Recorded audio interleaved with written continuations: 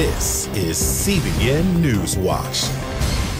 And thank you so much for joining us. I'm Ephraim Graham. We begin today with tension between the United States and Russia. The UN Secretary General says it is rising to Cold War levels. That assessment comes after Moscow's move to expel 60 American diplomats. The Russian Federation dubbed 60 of our staff persona non grata, and they now must depart within 7 days.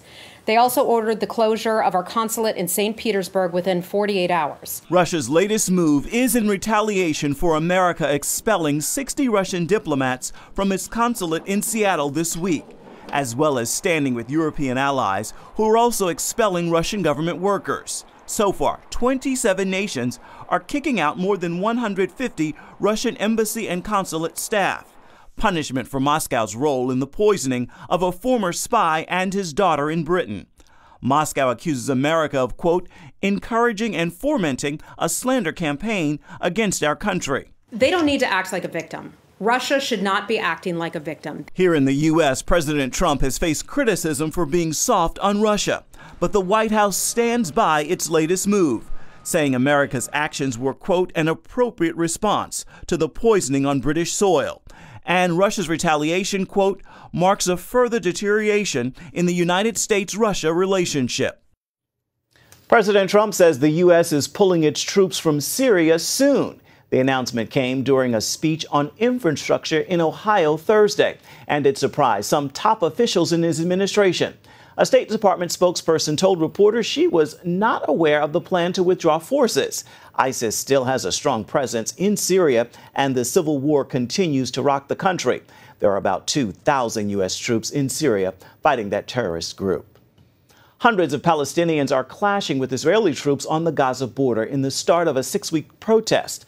Hamas called for the protest to remember the 1976 killing of 6 Palestinians by Israeli security forces. Israel's military has reported rioting and opened fire at the main instigators.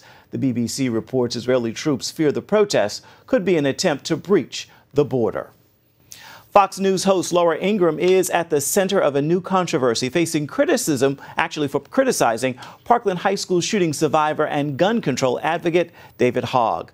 Wednesday, Ingraham tweeted Hogg was, quote, rejected by 4 colleges and whines about it. The 17-year-old called on advertisers to take action. So far, at least a half dozen have threatened to remove ads from her show. Ingraham has since apologized for those comments. A California judge says coffee sellers should have to post cancer warnings on their products. The Council for Education and Research on Toxins says a chemical produced in the bean roasting process is a known carcinogen. The coffee industry says the level of chemical coffee isn't harmful. The World Health Organization says studies indicate coffee is unlikely to cause breast, prostate, or pancreatic cancer, and lowers the risks for liver and uterine cancers. Step inside the place believed to be where Christ was buried and rose again. We're going to take you on a tour of the Garden Tomb next.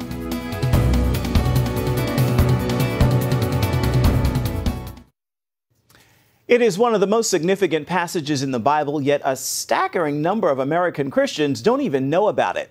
In Matthew 28, Jesus tells his followers to go and make disciples of all nations. It is commonly known as the Great Commission.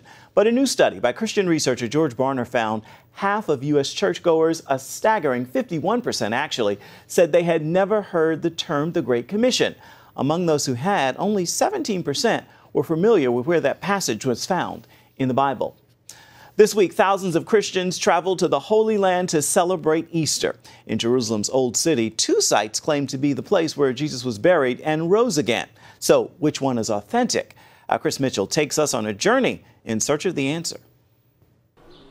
Located near the heart of Jerusalem is a place called the Garden Tomb, what some believe was the garden of Joseph of Arimathea. Here, some believe Jesus died, was buried, and then rose from the dead. The garden is a 2-acre oasis in the often hectic city of Jerusalem. British Christians bought the garden 125 years ago and formed the Garden Tomb Association. For years, they've allowed visitors here free of charge. Richard Murrian is the director of the Garden Tomb. What we do have here in the garden is a perfect representation of the biblical account at the end of the 4 Gospels. Everything in those 4 Gospels matches what we show people here in the garden. Today, nearly 250,000 visitors pour into the Garden Tomb each year. Guide Steve Bridge took CBN News on a tour visitors get when they come to the garden. What we plot out is the basic geography that we have in the Bible. Jesus was crucified outside of the city walls at a place called Golgotha, and in the immediate area to where Jesus was crucified there was a garden that belonged to a rich man by the name of Joseph of Arimathea.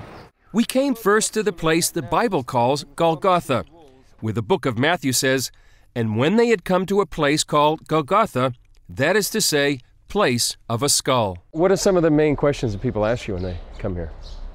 I mean, some of the main questions, certainly from Christian groups, would be around, can we be certain that this is the place where Jesus died and where he was raised to life? People often ask about how come there are 2 places, there's here and there's the Holy Sepulchre. The question arises because some believe Jerusalem's Church of the Holy Sepulchre is the actual place of the crucifixion and resurrection, not the Garden Tomb. Constantine's mother, Queen Helena, helped build the church in 326 AD. The archaeological weight supporting the church's claim is substantial. For example, the Roman Emperor Hadrian built a temple on the site in the 2nd century because local Christians venerated the site as the place of Golgotha. But the evidence for the garden can be compelling too. The Gospel of John says, "At the place where Jesus was crucified, there was a garden." If you have a garden, you need lots of water, especially in the dry Middle East. The Garden Tomb contains one of the oldest and largest cisterns in Jerusalem. It's 2,000 years old and holds about 200,000 gallons of water. So the tomb that we have here is typical of a 1st century Jewish rolling stone tomb. It's dated as being at least 2,000 years old, possibly older. In the garden, the Bible also says there was a tomb. It is carved out of the solid rock. It's a man-made tomb, and that's how the Bible describes the tomb in which Jesus' body was lain. This channel that you can see in front of the tomb entrance is where the stone would have sat that would have been rolled across to seal the entrance to the tomb. So finally, the most important thing about this tomb itself is that it's empty. So why don't we go inside and have a look? Okay. What we're looking at when we look in this direction is through into the burial chamber itself.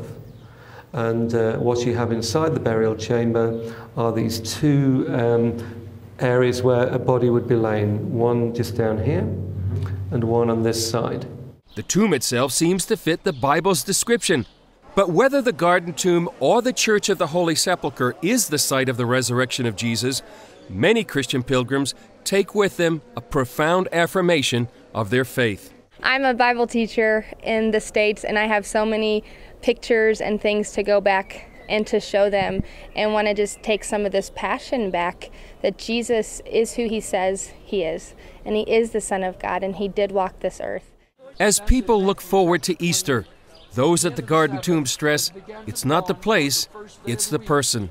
The Bible writers really weren't that interested in establishing where Jesus died. The Bible writers themselves were much more interested in Jesus Christ himself, who he is, why he died. And that's what we want people to take away, that the tomb is empty. And we as Christians of all the world faiths serve a living God who has overcome death, who has dealt with the sin in our life. And Jesus is the centrality of our Christian faith, is he not? And so here in the garden, that's what we want people to take away, is the living Lord Jesus. The Easter weekend is the weekend that changed the world, and the weekend when Jesus died and was buried and rose again for me and for you. Chris Mitchell, CBN News, Jerusalem. And still ahead, the film called one of the greatest movies of the 20th century was first one of the most influential books of the 19th century. We'll thumb through the original copy of Ben-Hur.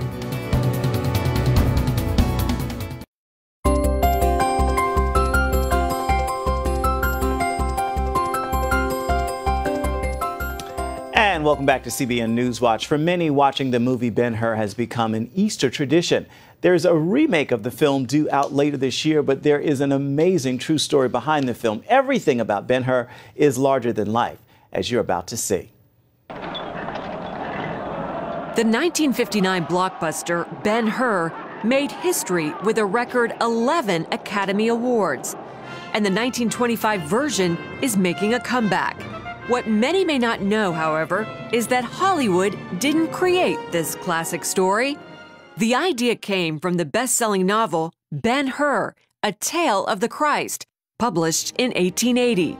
The book tells the story of a life-altering encounter between a first-century Jewish prince and Jesus of Nazareth. The author behind Ben-Hur is Lew Wallace, a true Renaissance man. He tried different things. He loved to paint, he loved to write, he loved to do creative things. He loved the military. He became a prosecuting attorney. He was in the legislature for a term. Wallace showed a talent for writing early in life. He learned about the Bible while at boarding school. While he didn't care for church, the story of the three wise men fascinated him. Little did I dream then what those few verses were to bring me, that out of them Ben-Hur was one day to be evoked. Wallace's writing took a back seat to other priorities. He fought in the Mexican-American War and the Civil War, becoming the youngest major general in the Union Army. He also married and had a son. Throughout the years, he kept coming back to the biblical account of the three wise men. So he decided to write a magazine article about them. I had no convictions about God or Christ. I neither believed nor disbelieved in them. Yet when the work was fairly begun, I found myself writing reverentially, with awe. Still, Wallace had much to learn about God, as he found out in a chance encounter with a well-known atheist named Robert Ingersoll. Well, Robert Ingersoll knew far more about the Bible. You don't preach against something unless you know it. Right. And so he just kind of filleted Lew. The time had come for Wallace to form his own opinion on the subject of religion. My ignorance of it was painfully a spot of deeper darkness in the darkness. I was ashamed of myself. And he realized at that point, I have no business submitting this finished story for publication. I don't know what I was talking about. I need to do the research. I need to learn the Bible. I need to learn the story. Early in his research, Wallace created the fictional character of Judah Ben-Hur, telling how he witnessed the real-life events leading up to the death and resurrection of Christ. Wallace soon began to see God through the eyes of his character. Long before I was through with my book, I became a believer in God and Christ. This is the original manuscript of Ben-Hur, A Tale of the Christ. 650 pages, handwritten in purple ink. When Lew Wallace delivered this to Harper & Brothers back in 1880, they had no idea it was about to make publishing history. The book became the best-selling novel of the 19th century. It has never been out of print. What kind of impact did Ben-Hur have on a post-Civil War country? It just was the right book at the right time. People were looking for ways to reconcile, to come together. They were exploring, how can there be a God that would allow a war to happen like this? After its publication, letters flooded in, including one from President James Garfield. He wrote, "With this beautiful and reverent book, you have lightened the burden of my daily life." Wallace's own burdens had always been lightened outdoors. He did most of his writing under what came to be known as the Wallace beech tree. Its spreading branches droop to the ground, weighed down by their wealth of foliage, and under them I am shut in as by the walls of a towering green tent. That famous Wallace beech tree is no longer here. It actually died shortly after Wallace did and was replaced by this bronze statue of him behind me. But right over here is a building that Wallace dreamed about for decades, but never had the resources to build until the success of Ben-Hur. Lew built this as his private retreat. Wallace designed this 19th century man cave where he spent his golden years. writing every day until his death in 1905. His grave marker is inscribed with a quote from Ben-Hur by one of his beloved wise men. I would not give 1 hour of life as a soul for 1,000 years of life as a man.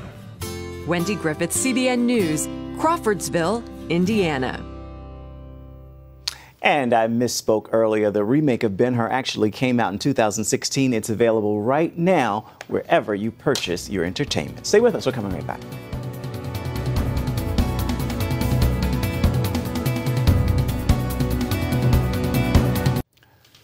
If you're looking to add a movie to your Easter weekend plans, the third installment of God's Not Dead hits theaters today. I had a chance to visit the set as production was underway in Little Rock, Arkansas. Here's your first look at God's Not Dead, A Light in Darkness. Just after the credits rolled on God's Not Dead 2 came this scene. You're under arrest. For what? Contempt of court. You failed to produce your sermons upon court order. Please put your hands behind your back. We last saw your character being arrested. How do we flow from there? Can you give us a hint? That's a big question, isn't it? No, I mean, we went through a lot of different scripts and a lot of different directions, trying to figure out what this movie is supposed to be about. I wasn't welcome in this house once I started asking tough questions. Is that what they were? Tough questions? Oh, why did God allow bad things to happen to good people? Or how do we even know God exists? God's Not Dead, A Light in Darkness has Pastor Dave in a dark place. Sometimes all it takes is a spark. The spark becomes a flame. And if that flame spreads, it transforms everything around it. And it really reflects society where we're at right now. I mean, obviously there's so much tension going on in the world, on the left, on the right. You know, people aren't getting along, people hate each other. So the movie really looks at that, but it also brings it home to where we are as individuals, and also just an organic, character-driven movie. A character-driven film that brings back some old faces to the new storyline. Shane Harper returns. I never thought that the first one would be as successful as it was, and I never thought I would be here doing a third installment. God called me to fight. God calls you, you call me. His brother is a lawyer. Are you kidding me? Is this the final act for God's Not Dead? I think it's the final act where we're at. Whether or not the franchise goes on in a different way, I don't know. But it certainly could be the final act for Reverend Dave, that's for sure. That's a quick look at the plot line. Now we turn to our friends at Plugged In Online for a family-friendly review of the film.